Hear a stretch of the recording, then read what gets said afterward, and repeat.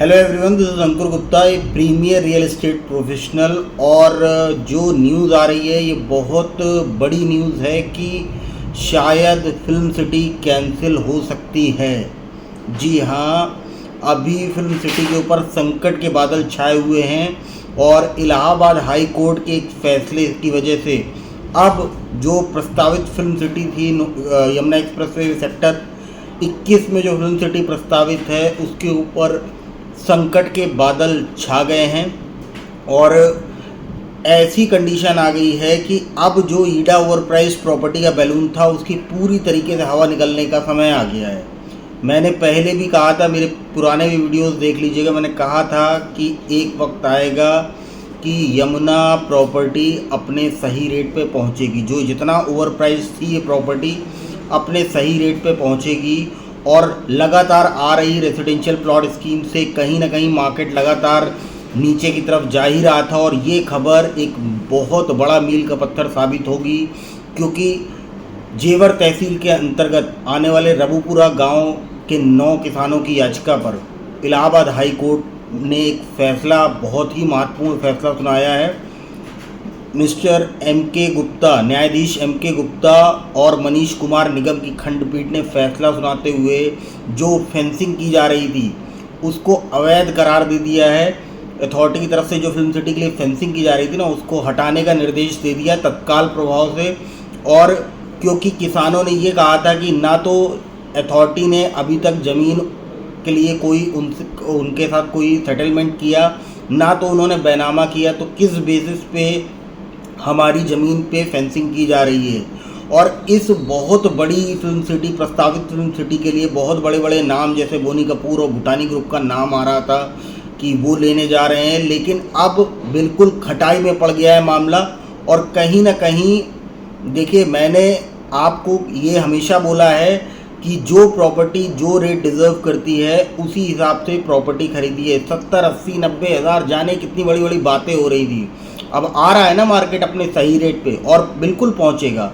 ये जो सब चीज़ें हो रही हैं ये बिल्कुल पहुंचेगा। जेवर एयरपोर्ट की जहाँ तक बात थी, मैंने पहले भी कहा था, आज भी कहता हूँ, जेवर एयरपोर्ट का असली फ़ायदा ग्रेटर नोएडा प्रॉपर्टीज़ को मिलेगा, लेकिन फिर भी हर चीज़ की एक लिमिट होती है। ग्रेटर नोएडा में भी जो रेट होने चाहिए अभी ठीक हैं, बहुत ज़्यादा अनाप शनाप रेट बढ़ने का कोई मतलब नहीं ग्रेटर नोएडा में भी कि आम आदमी की पहुँच से निकल जाए।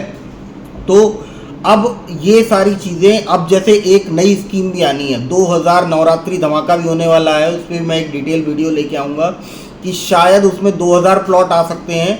ये मैं मिनिमम नंबर बता रहा हूँ, अभी सब अंदाज़ा ही लगा रहे हैं, लेकिन एक मिनिमम फिगर जो खुल के आ रहा है वो 2000 प्लॉट्स का है।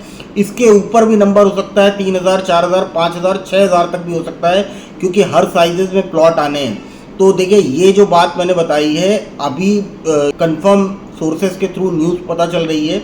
और ये फैसला अगर फेंसिंग हटा दी गई, क्योंकि फिल्म सिटी के नाम पे बहुत बड़ी बड़ी बातें की जा रही थी, फिल्म सिटी आ जाएगी, ये हो जाएगा, वो हो जाएगा, यहाँ पे ये है, वो है, फिल्म सिटी फेसिंग प्लॉट है जी, फिल्म सिटी सामने आ रही है।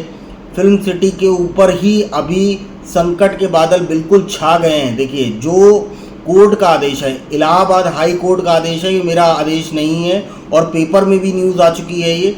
और आप लोगों को देखिए सोच समझ के इन्वेस्टमेंट करना चाहिए।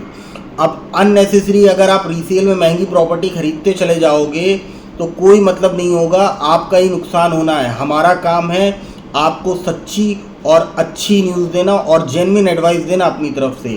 फेक बातों में बिलीव नहीं करते हम। और ये फैसला अगर हो गया है तो कहीं ना कहीं आगे फिल्म सिटी में क्या फ्यूचर में भी दिक्कत है। फिल्म सिटी अब बन पाएगी या नहीं बन पाएगी, क्योंकि मैंने पहले भी कहा था कि अभी तक एक पत्थर भी नहीं रखा गया वहाँ पे। फेंसिंग जो की जा रही थी, ज़मीन घिराव किया जा रहा था, बिना बैनामे के, बिना खरीदे, बिना लिए किसानों से आप कैसे किसी ज़मीन पे अपना कब्ज़ा या मालिकाना हक जता सकते हैं। तो बाकी देखिए, अभी हमारी कोशिश यही है कि आपको अपने वीडियोस के थ्रू जेन्युइन अपडेट देते रहें। बाकी मेरे वीडियोस अगर आपको पसंद आते हैं तो please subscribe my YouTube channel, और आप मुझे फेसबुक और इंस्टाग्राम पे भी फॉलो कर सकते हैं। बाकी thank you, have a good day, जय हिंद, जय भारत।